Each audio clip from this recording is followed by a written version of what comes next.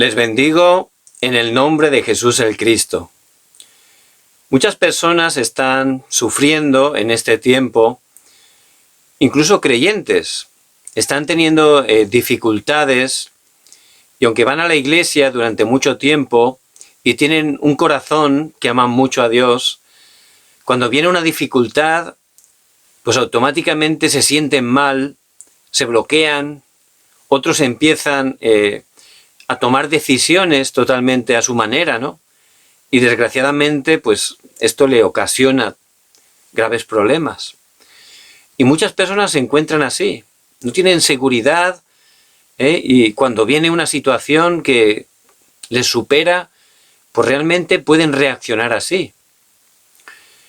Había un pastor, un hombre ya mayor, que amaba muchísimo a Dios y que Dios lo estaba utilizando y lo había utilizado grandemente, que se fue al Japón a un campamento de evangelismo. Se fue con su esposa. Entonces fueron allí con el corazón de poder estar testificando el evangelio. Entonces mientras estaban en el hotel, de repente vino un temblor de tierra. Y por supuesto todo se movía, ¿no? Entonces el pastor, pensando que se iba a morir, salió corriendo, disparado, le entró un miedo tremendo y salió corriendo. Y su esposa le pedía ayuda, espérame, ayúdame. Pero dice que tenía tanto miedo que salió disparado corriendo del hotel y no hizo caso ni a la esposa, ¿no? Entonces luego, gracias a Dios, no fue gran cosa el temblor de tierra, no llegó a más, gracias a Dios. Pero por supuesto, la esposa estaba muy enfadada, ¿verdad? Pero en ese momento, a la hora de la realidad, en el momento de la verdad, ese pastor pues tomó esa dirección, ¿no? Salió corriendo, ¿no? Y eso nos puede pasar, puede pasar. Pero en el pasaje de hoy, vemos como Pedro, el evangelista Pedro, él también tenía una situación límite, una situación donde injustamente, por predicar el evangelio, lo habían metido en prisión. Y antes que él, habían martirizado a Jacobo. Y luego lo meten a él en prisión con el mismo fin, querían matarlo, y estaba ahí en prisión, atado con cadenas y rodeado de guardias que lo vigilaban, y le decían que al día siguiente ya lo iban a justiciar. ¿Y qué hacía Pedro?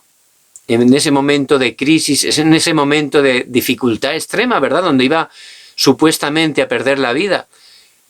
Pedro estaba, dice la palabra, durmiendo. Estaba durmiendo plácidamente. Entonces, ¿qué estaba disfrutando Pedro para en medio de esa crisis poder estar tan tranquilo, con esa paz? Él ciertamente se aferraba al pacto de Jesús el Cristo, tenía esa fe de manera segura en el Evangelio, que es poder de Dios para salvación.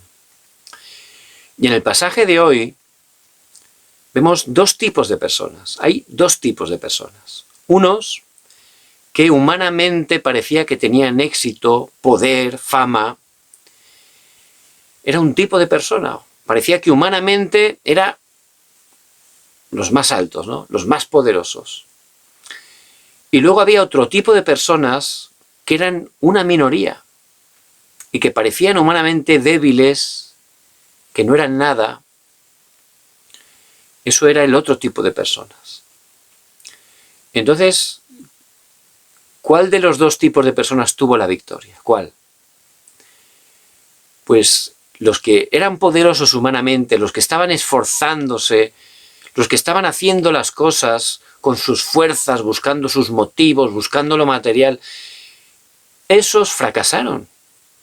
En cambio, el segundo grupo, los que eran débiles, los que parecían que no eran nada, que eran una minoría, esos tuvieron la victoria. ¿Por qué? ¿Por qué tuvieron la victoria? ¿Y por qué fracasaron los otros? Lo vemos a través de la palabra. Porque uno se aferraban a cosas incorrectas, los poderosos se aferraban a cosas incorrectas. Y si nos aferramos a cosas incorrectas, aunque humanamente tengamos economía, aunque tengamos poder, aunque tengamos un nivel intelectual muy alto, que no son cosas malas, pero si nos aferramos a algo incorrecto, la respuesta, el resultado, es incorrecto. Pero si en cambio nos aferramos a cosas correctas, aunque seamos débiles, aunque no tengamos humanamente muchas cosas, si nos aferramos a lo correcto, realmente vendrán respuestas correctas. Entonces, es muy importante a lo que nos aferramos, muy importante. ¿Y a qué nos estamos aferrando? ¿A qué nos estamos aferrando? ¿Cuál es el centro de nuestra vida, de nuestro corazón? ¿En qué estamos dándolo todo? ¿Cuál es lo que produce esa pasión en nuestras vidas? Que quiero darlo todo para eso, enfocarme solo en eso. ¿A qué nos estamos aferrando? Es muy importante. Vemos la vida del rey Herodes. Ahí aparece el rey Herodes. Él era el rey de Israel en ese tiempo, un rey. Tenía una posición alta, tenía poder, tenía economía. Entonces, él se estaba aferrando, dice la palabra, a las cosas físicas, a cosas incorrectas. Dios nos creó seres espirituales, dice la palabra en Génesis 1:27, con todo su amor, nos hizo a su imagen y semejanza, nos hizo seres espirituales para tener relación con Él, que es espíritu, Juan 4:24. Y de esa manera gozar de la verdadera vida. Solo estando con Dios, teniendo relación a través del espíritu, el hombre puede ser completo, feliz, satisfecho, porque es la manera que Dios nos creó. Es el principio de la creación para el ser humano y es perfecto a la manera de Dios. El hombre, siendo gobernado, administrado, teniendo esa relación con Dios, el hombre disfrutaba. Y nos dio también una autoridad que aparece en Génesis 1:28. Nos dio la autoridad de sojuzgar, dominar, llenar toda la tierra de esta bendición. Nos puso como los gobernantes, administradores de toda la creación. Para llevar esa bendición a toda la tierra, una autoridad tremenda, una posición tremenda Dios nos dio. Y Dios por su gracia también, en Génesis 2:17, nos da un pacto de amor, mas del árbol de la ciencia, del bien y del mal no comerás, porque el día que del comieres ciertamente morirás. Entonces dio ese pacto por amor para que no olvidáramos que solo estando con Dios, solo aferrándonos al pacto, aferrándonos a Dios, podíamos tener la vida, solo aferrándonos a las cosas espirituales, a las cosas eternas. De esa manera podíamos mantener esa bendición, esa relación para la cual Dios nos creó. Por eso el hombre vivía de una manera feliz, satisfecha, completa. Dice en Génesis 1:31 que Dios, al terminar la creación, la miró y todo era bueno en gran manera, dice la palabra. Todo funcionaba en armonía de manera perfecta, conforme a la manera de Dios. El hombre aferrándose al pacto, aferrándose a lo eterno. De esa manera gozaba de toda la bendición. Pero la palabra nos explica en Génesis 3 un acontecimiento que no están explicando en las universidades, ni conoce la gente poderosa, ni mucha gente de éxito. Y es el principio, la raíz de todos los problemas de este mundo. Ahí aparece. Es el acontecimiento del huerto del Edén. Y dice que Satanás, que vino a hurtar, matar y destruir, este ser a través de una serpiente, hizo que el hombre por primera vez dejara de aferrarse al correcto, a lo que Dios había dicho, al pacto de Dios. Hizo que nos aferráramos a cosas materiales incorrectas. El hombre desobedeció, rompió el pacto, fue un gran desastre, cuyas consecuencias estamos desgraciadamente experimentando a día de hoy. Es lo que llamamos el pecado original. Todo cambió ahí. El hombre cayó, quedó separado de Dios, murió espiritualmente. El ser humano empezó a vivir en pecado. Su naturaleza ya tendía totalmente a pecar, a cosas contrarias a Dios. El ser humano empezó a ser controlado por Satanás. Y empezó a vivir en el yo, pensando que Él es el centro, que Él es Dios. Mentira, por supuesto. Pero eso es el estado del hombre caído. Por eso, este Herodes Él estaba en el yo, estaba separado de Dios. Y aunque él tenía economía, aunque tenía poder, aunque tenía fama, él vivía en el yo totalmente, no solo el yo. Vemos en Génesis 6 el acontecimiento de Nefilín, de los gigantes. Ya Satanás había atrapado totalmente a la tierra. ¿Y qué buscaban los seres humanos? Lo material, lo carnal. Estaban engañados en la cultura. Y no solo eso. Eso es fracaso absoluto, como vemos. Sino también en Génesis 6, el ser humano empieza a vivir buscando el éxito, la posición, la fama. Génesis 11, el acontecimiento de la Torre de Babel, que fracasa, porque el hombre separado de Dios puede subir muy alto, pero eso es la obra de Satanás para que luego la caída sea todavía más fuerte, sea más devastadora. Así obra Satanás. Por eso este Herodes, él se estaba aferrando totalmente a cosas incorrectas, a la economía, a la popularidad, a la fama. Por eso él apresó a Jacobo. Él era un apóstol, era un evangelista, no había hecho nada incorrecto, pero lo apresó y lo mató por agradar al pueblo, para que dijeran, uy, qué rey tan bueno tenemos, ¿verdad? Porque los religiosos habían engañado al pueblo diciendo que los cristianos eran una secta, una herejía. Por eso, por agradar a la gente, estaba este Herodes intentando bloquear totalmente el evangelio. Porque Satanás controla su vida. En ese estado, las personas separadas de Dios, Satanás les controla, y especialmente Satanás controla a los líderes poderosos, las élites, porque de esa manera es más fácil controlar a toda la nación. Entonces, a eso se aferraba Herodes. Y la gente vive totalmente separada de Dios, aferrada a cosas incorrectas, al yo, a lo material, al éxito. Incluso muchos creyentes, sin darse cuenta, no se están aferrando al pacto de Jesucristo y se siguen aferrando a las cosas físicas. Por eso Satanás les engaña siempre con las cosas materiales, físicas. Si de verdad un creyente está poniendo sus tesoros en el cielo, como dice la palabra, ahí ni el ladrón ni la polilla pueden obrar. Es decir, Satanás no puede obrar. Si mi confianza está en las cosas eternas, si me estoy aferrando al eterno, ahí Satanás ya no puede hacer nada. Pero vemos que la gente separada de Dios está aferrándose a cosas incorrectas, por eso hay resultados incorrectos. Y muchos creyentes, aunque son hijos de Dios, aunque aman a Dios, sin darse cuenta por heridas, por circunstancias, se siguen aferrando a cosas incorrectas y también caen en problemas continuamente. No solo eso, vemos que no solo Herodes, también dentro de ese grupo de personas estaban los religiosos. Y vemos que Satanás engaña a esas personas con la cultura, envuelve esa cultura que él controla para traer destrucción. Por eso vemos que de la misma manera que en Hechos 13, 16 y 19, él sigue engañando a través de la cultura con la adivinación, la magia, con la idolatría, la religión. Y la religión es el esfuerzo del hombre separado de Dios por intentar llegar a Dios. Lleno de normas, tienes que hacer esto, tienes que hacer lo otro. Los judíos, los religiosos, ellos también se aferraban a cosas incorrectas. Ellos pensaban que a través de la religión podían salvarse, pero la religión es algo que ha creado el hombre.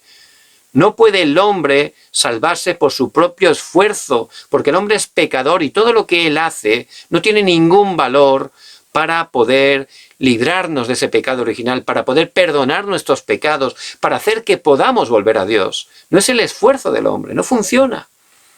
Por eso los religiosos también, aunque tenían poder, aunque tenían influencia, aunque tenían fama, se estaban aferrando a cosas incorrectas. Y si las personas están totalmente separadas de Dios, les engaña con la adivinación, con la magia, van buscando respuesta por caminos equivocados, porque están vacíos, están sufriendo, la gente está llena de sufrimiento y no tiene respuesta. Por eso Satanás utiliza de esa manera la cultura. Y la cultura también trae, desgraciadamente, destrucción. Trae destrucción. No solo eso. También vemos que todo el pueblo, que es influenciado, como he dicho antes, por los líderes, los religiosos, ellos influenciados, también querían la destrucción de los cristianos, cuando realmente ellos no hacían nada, solo estaban siendo de bendición para todas las personas. Pero Satanás los utiliza, ¿para qué? Para intentar bloquear el Evangelio. Pero el Evangelio nada ni nadie lo puede bloquear. Dios, Él está cumpliendo la evangelización mundial y eso nada ni nadie lo puede detener. Por eso nosotros, los hijos de Dios, que estemos aferrándonos al pacto eterno, no a las cosas materiales, sino a Jesús el Cristo, que es solucionador de todos los problemas, que estemos tomando el pacto de la evangelización mundial y estemos alineados al plan y al deseo de Dios, que es la misión que Dios nos ha dado. Por eso el pueblo, en ese estado, ¿cuál era su estado personal?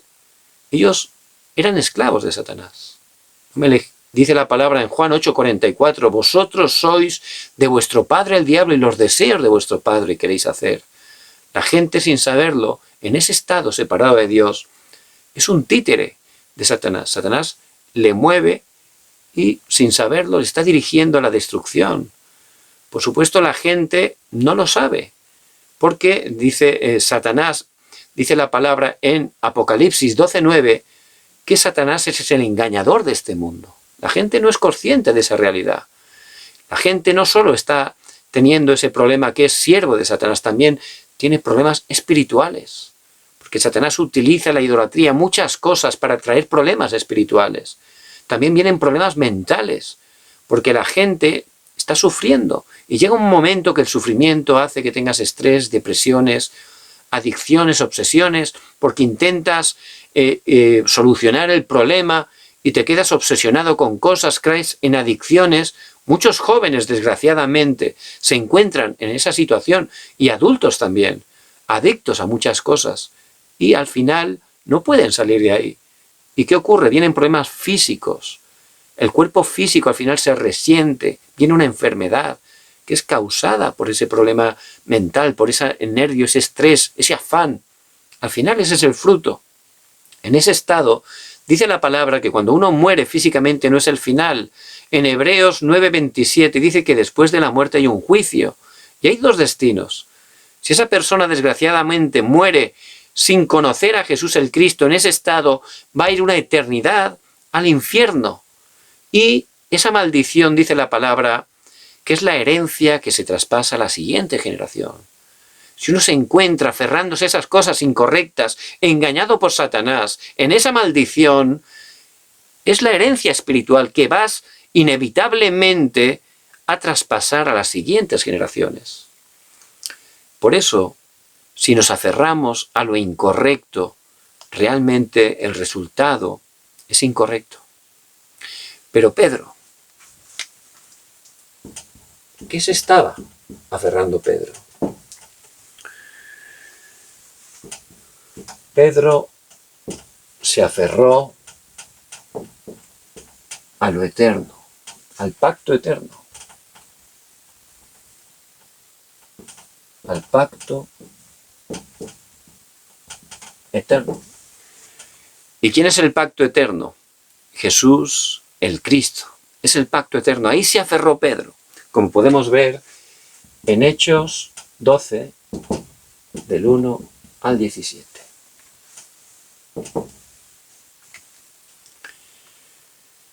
En medio de la cárcel, en medio de las cadenas, esa noche decían, al día siguiente ya te van a ejecutar. En esa crisis, Pedro estaba durmiendo, tranquilamente, porque él se aferraba a lo eterno. Y es muy importante que nos estemos aferrando como Pedro, cada día, al pacto eterno de Jesús el Cristo, que ha consumado todo en la cruz. Cristo que ha vencido a Satanás, al pecado y a la muerte, que está con nosotros todos los días hasta el fin del mundo. Por eso es muy importante. ¿Cómo podía estar tan tranquilo Pedro con esa paz que sobrepasa todo entendimiento?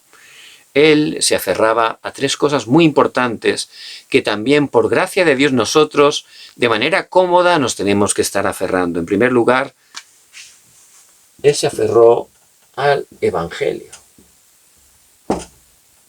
Y no solo hay que aferrarse al Evangelio, sino establecerse en el Evangelio.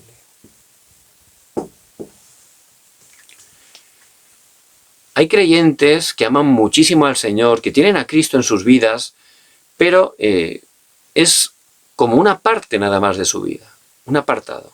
Voy el domingo a la iglesia con todo mi corazón, alabo al Señor, recibo gracia, pero luego llega el lunes y eso ya es mi vida, ¿no? Ya he cumplido, ya tengo mi parte espiritual, he cumplido ahí. Y ahora el lunes, pues ya en el trabajo, con los amigos, ya es otra cosa, ¿no?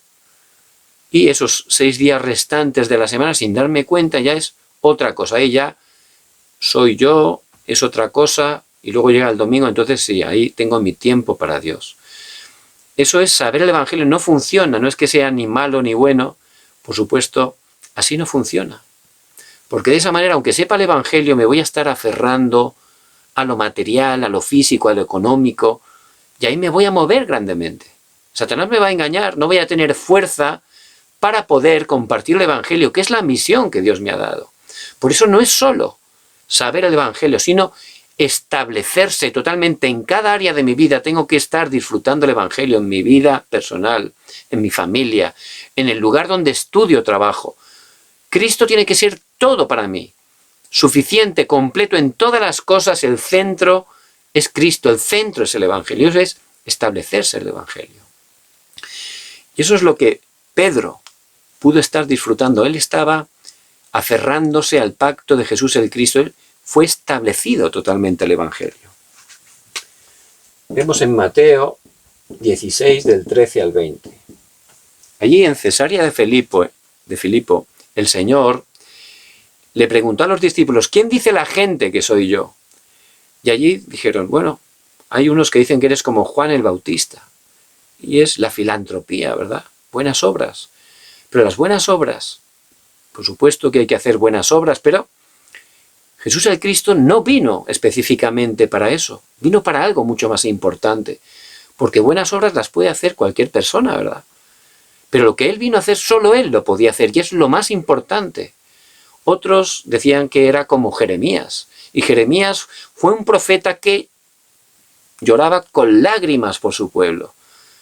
Y es bueno, ¿verdad?, las emociones, pero Él vino a algo más que para emociones. Él vino a dar una solución a un problema que solo Él podía solucionar. Y hay gente que piensa que Cristo es para llorar, para estar llorando, para estar desahogándose, y por supuesto, claro que sí, también es una parte que uno podemos disfrutar, y Dios nos da de emociones, es algo bueno, pero no es la esencia de por qué Jesús el Cristo vino, ¿verdad? Hay gente que dijo que era como Elías, y Elías fue un profeta que Dios utilizó haciendo milagros grandísimos, ¿verdad? Se manifestó el poder de Dios a través de la vida de Elías. Y hay gente que también piensa que el Evangelio es buscar señales, prodigios, cosas místicas, y por supuesto que es algo místico el Evangelio, pero si nos centramos solo ahí, no funciona, y no es eso la esencia, lo importante de quién es realmente Jesús el Cristo. Por eso luego les preguntó a ellos con todo su amor, porque realmente lo que el Señor quería es que sus discípulos pudieran contestar correctamente. Y Él quiere que estemos en primer lugar conociendo, conforme a la palabra, correctamente, quién es Jesús. ¿Quién es Jesús el Cristo? Y dice en Mateo 16, 16 que Pedro no se lo reveló carne ni sangre, sino Dios mismo le reveló, porque eso es revelación de Dios. Él contestó, tú eres el Cristo, el Hijo del Dios viviente. Y él pudo contestar correctamente. Tú eres el Cristo. Tú eres el cumplimiento de esa promesa que Dios dio, nada más que el hombre pecó, porque no había manera ya de cambiar ese pecado original, esa maldición. No había manera humana de poder cambiar esa situación. Por eso Dios, por su gracia, Él dio ese pacto, por primera vez el protoevangelio en Génesis 3:15. Y pondré enemistad entre ti y la mujer, y entre tu simiente y la simiente suya. Esta te herirá en la cabeza y tú le herirás en el calcañal. Cristo que vendría a aplastar la cabeza de la serpiente, a vencer a Satanás, el desastre, las maldiciones. Esa es la promesa del Señor. Él vendría a poder darnos una salida, a salvarnos, a cambiar esa situación en la cual habíamos caído. También en Génesis 6:14 habla del arca. Ese arca es un tipo de Cristo. Solo dentro del arca se podían salvar del desastre. Fuera del arca morían, perecían sin opción. Solo dentro de Cristo puedo tener la salvación. Fuera de Cristo hay destrucción. Jesús es el Cristo. Vemos también en Éxodo 3:18, eran esclavos, cautivos de Faraón, de Egipto. La gente es cautiva de Satanás, de este mundo, de los pecados, de la maldición. Pero a través de ese sacrificio de sangre, ese Cordero de Dios que quita el pecado del mundo, como dijo Juan el Bautista, Jesús el Cristo, el sacrificio perfecto, el sustituto, el que vino a morir para poder darnos la vida. Solo a través de sacrificar ese Cordero, de poner esa sangre pintada en los postes y en los dinteles de las puertas, solo donde estaba la sangre había la vida, donde no estaba la sangre había la muerte, solo a través de Jesús el Cristo. Luego fueron, otra vez, al perder el pacto, al aferrarse a cosas incorrectas, materiales, cayeron en desastres automáticamente. Fueron cautivos 70 años en Babilonia, y allí, por gracia de Dios, a través del profeta Isaías 7:14, he aquí la Virgen concebirá, y dará a luz un hijo, y llamará su nombre Emmanuel, Dios con nosotros. El Cristo que vino con nosotros, el Dios que se hizo hombre, Jesús, el Cristo, el que iba a venir a darnos la verdadera respuesta, la verdadera salvación. Y en este pasaje, ahí vemos que en el Nuevo Testamento, Juan 1:14, el Verbo se hizo carne. Él es Jesús, verdadero Dios y verdadero hombre, pero como hombre nació sin pecado original. Durante toda su vida no cometió pecado de acción ni de omisión. Él era el único justo. El justo voluntariamente, por amor, dio su vida por los injustos. Él es Jesús, el Salvador. Y Él vino a cumplir el trabajo de Cristo. ¿Cuál era el trabajo de Cristo? Como estábamos separados, Él dijo, yo soy el camino, la verdad y la vida. Nadie viene al Padre sino por mí. Juan 14:6. Es el camino que viene de Dios para el hombre. El único camino que realmente nos lleva a Dios y nos da la verdadera vida. Es el camino que Dios nos ha dado, la respuesta para terminar esa separación, para que podamos volver con Él y podamos gozar de esa vida y vida en abundancia. Él también, como Cristo, vino como el verdadero sacerdote para perdonar nuestros pecados pasados, presentes, futuros, para sacarnos de toda maldición y desastre. Y Él vino como el verdadero Rey para vencer a Satanás. Por eso en 1 de Juan 3:8 dice, para esto apareció el Hijo de Dios, para deshacer las obras del diablo. Por eso el Señor, por su gracia, en Juan 19:30, Él dio ese grito de victoria. Consumado es. Ya he concluido absolutamente todo, he cumplido todo conforme a la palabra exactamente. Y he tenido ya la victoria. Consumado es. Por eso Él murió, pero al tercer día resucitó. Ya es la evidencia de que Jesús es Dios, que Él ha vencido, tiene la victoria sobre Satanás, el pecado y la muerte. Y Él es el Cristo, el Hijo del Dios viviente. Y ahí Pedro, por gracia de Dios, se lo reveló el Padre, no sangre ni carne, el Padre. Él pudo confesar correctamente que Jesús es el Cristo, aquel que vino a solucionar ese problema fundamental, el pecado original, que es la raíz de todos los problemas. Tú eres Jesús el Cristo, el solucionador de todos los problemas. Y Él, por gracia de Dios, pudo poner su fe en Jesús el Cristo.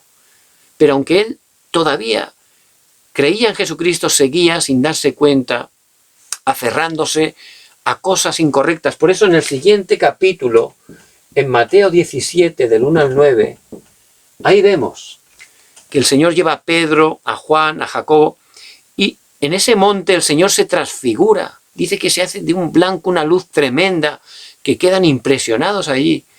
Y aparece Moisés. Dios obró grandemente a Moisés, incluso dio la ley, los 10 mandamientos. También Elías, ese profeta que hemos dicho antes, que Dios utilizó de una manera portentosa, ¿verdad? Levantó milagros tremendos a través de él. Pero ni Moisés, ni Elías. Dice que Jesús, el Cristo, quedó solo. Ahí Dios está volviendo a decir, Pedro, no te aferres a otras cosas, solo Jesús, el Cristo. Ese es el pacto eterno. Y ahí tenemos que estar aferrándonos. Como hijos de Dios, aunque seamos hijos de Dios y nos aferramos a otras cosas, no funciona. Vamos a ser engañados, no vamos a tener fuerza y Satanás nos va a engañar. No vamos a poder compartir este evangelio. Por eso no es solo saber el evangelio, es establecerse el evangelio. Por eso ahí le dijo exactamente que había que tirar todo lo demás, solo Jesús el Cristo, y que podamos tirar todo lo demás, la religión, el humanismo, el misticismo insano, la prosperidad, todo eso es humanismo, no funciona, no tiene ningún valor contra Satanás, no puede salvar a nadie, solo Jesús el Cristo es poder de Dios para salvación. Y vemos que Pedro, aunque le dijo eso, aunque obró de esa manera tan tremenda en el monte de la Transfiguración, Pedro, sin darse cuenta, seguía aferrándose a otras cosas. Vemos que todos los discípulos constantemente estaban peleando por la posición y quién tenía que ser el primero. Estaban todavía en lo carnal, ¿verdad? Buscando las cosas materiales y físicas. Hasta el punto que Pedro, aunque él conocía el evangelio, por aferrarse al yo, a lo material, cuando apresaron al Señor, él tembló, se escapó, y aunque luego lo siguió, cuando fuera allí en el patio calentándose en la hoguera, vemos que esa mujer lo atemorizó y negó 3 veces al Señor, como el Señor le había profetizado. Dice que la tercera vez ya el Señor le miró y Pedro se fue y dice, y lloró amargamente, fracasó grandemente, le dio ya vergüenza que se había equivocado, ¿verdad? Y ya se marchó a Galilea pensando que ya habían perdido todo, que ya había fracasado grandemente, ¿verdad? Pero vemos la palabra en Juan 21, que el Señor resucitado por su gracia aparece allí a Pedro y a los discípulos. ¿Y qué hace? Les restaura con la palabra. Pedro, ¿me amas? Señor, tú sabes que te amo. 3 veces le preguntó. Apacienta mis ovejas, apacienta mis corderos. Con la palabra lo restauró y el Señor no se ha equivocado con nosotros. Podemos tener fallos por aferrarnos a otras cosas, por heridas, ¿verdad?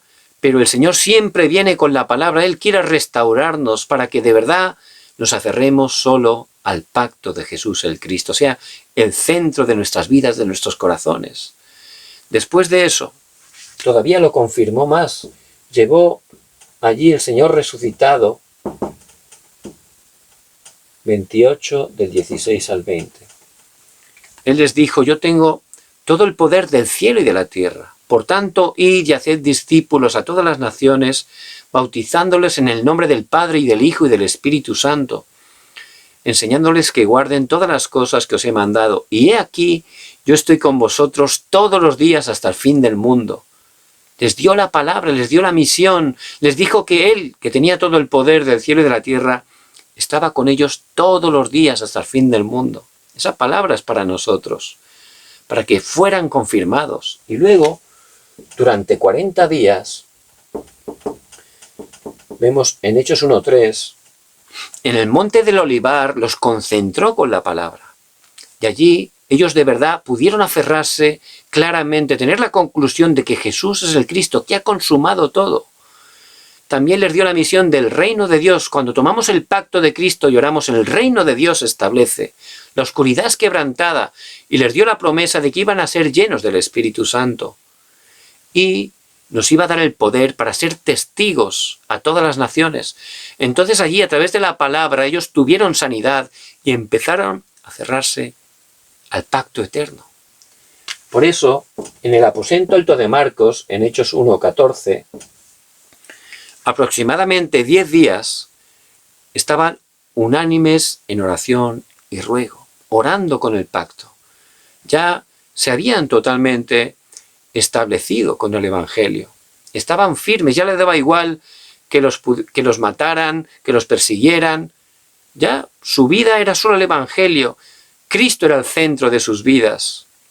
Y cuando uno de verdad deja que Cristo esté gobernando en su vida, en todo lo que es, en todo lo que tiene, ahí realmente puede estar experimentando esa paz. Ahí de verdad fue establecido con el Evangelio. Y yo les bendigo en el nombre de Jesús el Cristo, que puedan tomar este pacto de Jesús el Cristo que ha consumado todo, no solo cada día, sino en cada lugar que estén, en el trabajo, en el estudio, en la tienda, que puedan experimentar, que puedan a través de la fe disfrutar de ese poder del Evangelio, que es poder de Dios para salvación. Por eso vemos la palabra, ¿cuál fue el resultado? Hechos 2, del 1 al 47. Ahí se levantó una gran obra. Vemos que el día de Pentecostés, como el Señor había prometido, se levantó un viento recio, lenguas de fuego, fueron llenos del Espíritu Santo hasta el punto que hablaron en otros idiomas. En Hechos 2, del 9 al 11, 15 naciones pudieron conocer el Evangelio en su idioma materno. Ya ahí se abrieron discípulos para 15 naciones. Hechos 2, del 14 al 21, Pedro predicó y era el cumplimiento de esa profecía que Dios había dado muchos años antes a través del profeta Joel. Fue el cumplimiento de la palabra. Hechos 2, 41, 3.000 discípulos pudieron ser salvados por el Señor. Dios tenía esos 3.000 discípulos preparados. Y Hechos 2, del 42 al 47, toda la ciudad de Jerusalén fue restaurada con este Evangelio, con la vida y el poder del Cristo resucitado. Por eso les bendigo en el nombre de Jesucristo, que no estemos aferrándonos a cosas incorrectas, a lo material, a lo físico, a esta persona, a esta cosa. No, solo Jesús el Cristo, el pacto eterno, que de verdad estemos establecidos en el Evangelio, que cada día Cristo esté gobernando nuestras vidas, que sea el centro en cada lugar que estemos. Ahí vamos a ver cómo Dios obra poderosamente. ¿Cuál es la segunda cosa a la que se estaba aferrando Pedro? Él estaba también aferrándose al reino de Dios, pero hasta el punto que estaba también establecido en el reino de Dios. Cuando un hijo de Dios toma el pacto de Cristo y empieza a orar, el Espíritu Santo obra. Ahí se levanta un poder, que es un poder que transforma el mundo. Las obras del reino de Dios se levantan, la oscuridad es quebrantada. No tenemos lucha contra carne ni sangre, sino contra principados, potestades, huestes de maldad, dice en Efesios 6:12. Por eso, no hay que ser engañados en los problemas. Aunque seamos hijos de Dios, hay problemas y los va a seguir habiendo, como dice la palabra. Pero nosotros, dentro de Cristo, tenemos la victoria. Si estamos establecidos en Cristo, realmente no nos vamos a mover con los problemas. Es más, vamos a ver que esas crisis son en realidad una oportunidad. Es la manera de Dios para darnos respuesta, para que su reino se establezca. Por eso, tenemos que estar cada día tomando el pacto de Cristo, pero también disfrutando del respaldo del reino de Dios, el respaldo del trono celestial. ¿Cómo? A través de la oración. Por eso, en medio de todos los problemas, ¿qué tenemos que hacer? En primer lugar, ponerlos delante de Dios. Todos los problemas que estamos experimentando, Dios es soberano, Él tiene el control. En primer lugar, en oración, ponga esos problemas delante del Señor. En ese momento va a tomar el pacto de solo Cristo a través de la oración. Y ya no hay ningún problema, porque Cristo ya ha consumado todo. Al orar, ese problema, en ponerlo en primer lugar en manos de Dios, en ese momento al orar ya tomo el pacto de Jesús el Cristo, que ha consumado todo, mirando solo a Cristo, que ya ha vencido para mí. Puedo tener ya la victoria por adelantado. ¿Qué ocurre? En ese momento el Señor me da la misión. Me empieza a dar los temas de oración. Me empieza a mostrar cuál es la misión que hay en esa situación, en ese problema, en esa circunstancia. Ahí lo voy a poder ver, voy a entender claramente cuál es la misión que Dios tiene para mí. ¿Y qué va a ocurrir? Llegará el horario, que empezaré a disfrutar las 24 horas. Podré disfrutar 24 horas que Dios está junto conmigo. Emmanuel, Dios con nosotros, la unidad, Dios en cada circunstancia, en cada cosa. Ya tendré la victoria en mi campo, en cada lugar que esté 24 horas, voy a estar gozando de ese respaldo del reino de Dios, en cada lugar que esté, y llegará ese horario de Dios, donde se establecerán las 25 horas, las cosas eternas, es decir, se establecerá el reino de Dios. Esa es la manera de Dios. Por eso la oración es algo muy cómodo, algo muy feliz, no es un esfuerzo. Tomando el pacto de Jesús el Cristo, los problemas, entregárselos delante de Dios. Ahí, tomar el pacto de Jesús el Cristo, ya está todo consumado. Entonces, 24 horas pondré tener victoria en mi campo y Dios me dará esa misión. Después las 24 horas, después se establecerá el reino de Dios. Aquí lo tenemos. Eso es lo que vamos a poder experimentar. Y había una joven que era creyente, amaba mucho a Dios. Entonces esta joven, pues la obligaron a casarse con su esposo, porque en ese tiempo los padres arreglaban los matrimonios, aquí en Corea. Entonces se casó con ese joven, pero él era de una familia budista tradicional. Sus padres eran muy budistas y muy idólatras. Entonces, al casarse con su esposo, pues se iba a vivir a casa de sus padres, casa de sus suegros. Entonces, pues bueno, allí estaba, y ella estaba allí, tenía que servir muy bien y respetar a sus suegros y también a su esposo. Entonces ella siempre echaba de menos el poder ir a la iglesia, porque sus suegros no querían que fuera a la iglesia. Pero una vez ya, dice que ya tenía tanto deseo de alabar a Dios, que un domingo fue a la iglesia.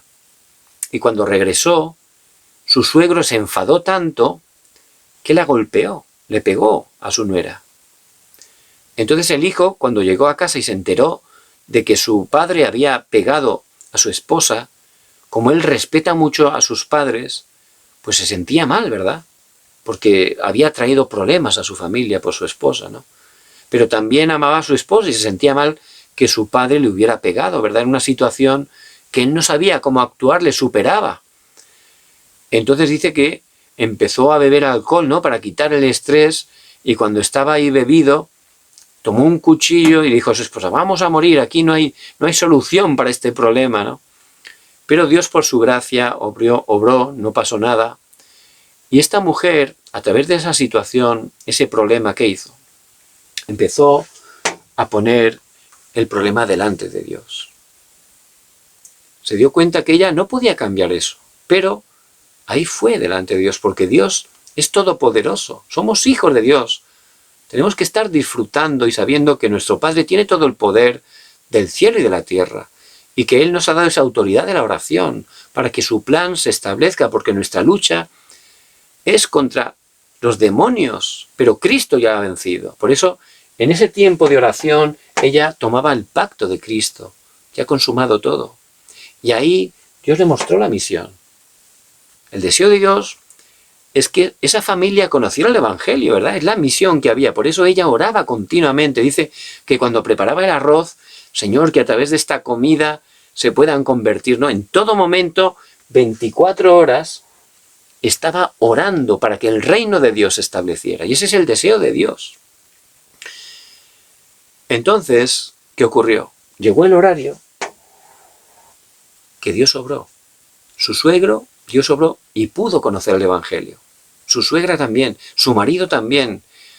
Hoy en día son ancianos, son líderes de la iglesia, porque por supuesto es una iglesia, es algo real, algo que sucedió. Y ellos ahora están sirviendo toda la familia a Dios y están siendo utilizados para la evangelización mundial. Por eso tenemos que estar no aferrándonos a las cosas incorrectas, como Pedro, en medio de las dificultades que podamos tener. El problema no es la dificultad, es que a lo mejor nos estamos, sin darnos cuenta, aferrándonos a cosas físicas, buscando cosas materiales, y ahí Satanás nos engaña. Somos hijos de Dios. Jesús el Cristo ha consumado todo. Hay que estar aferrándose al Evangelio, no solo establecerse verdaderamente en el Evangelio, aferrándose también al reino de Dios. En cada lugar, a través de la oración, vamos a experimentar ese respaldo del trono celestial. Vamos a ver cómo de verdad orando la oscuridad es quebrantada y vamos a ver cómo se levanta las obras de la salvación. La tercera cosa que Pedro se podía estar aferrando es la cumbre. Pedro era cumbre espiritual, era lleno del Espíritu Santo. Y no solo a la cumbre, sino también establecerse en la cumbre, ser un verdadero testigo. Por eso, da igual que vengan crisis, incluso situaciones de muerte, incluso respuestas. Él no era movido. Y como hijos de Dios podemos enfrentar crisis, podemos enfrentar incluso la muerte. En este pasaje él estaba enfrentando la muerte. Decían que al día siguiente lo iban ya a ejecutar, pero él estaba durmiendo tranquilamente, porque se aferraba a lo correcto, Jesús el Cristo. Sabía que tenía el respaldo del trono celestial y él realmente era un testigo. Él ahí en prisión estaba orando, por eso ahí se estableció el reino de Dios. Dice que Dios envió un ángel allí esa misma noche, antes de ser ejecutado en el tiempo perfecto, llegó, lo despertó, vístete Pedro, le quitó las cadenas, abrió la puerta, la otra puerta, y lo acompañó hasta afuera, y luego ya se marchó. Y Dios, tenemos ese respaldo del trono celestial. Dios envía a los ángeles. Tenemos una autoridad tremenda como hijos de Dios. Por eso él a través de la oración pudo experimentar cómo Dios le dio totalmente la libertad, cómo Dios obró, el reino de Dios se estableció. Y él se levantó como ese testigo en la cumbre, establecido en la cumbre. Y hay crisis, momentos incluso que parece que podemos morir, o a lo mejor hay respuestas. Hay gente que cuando tiene una respuesta, creyentes, se mueven. Pero José, ni en la crisis, ni en la respuesta se movía. Cuando él estaba delante del faraón, no se movía. Él testificó que Dios era el que daba el poder para interpretar los sueños. Él glorificó a Dios. Le daba igual ser un esclavo que ser un gobernador.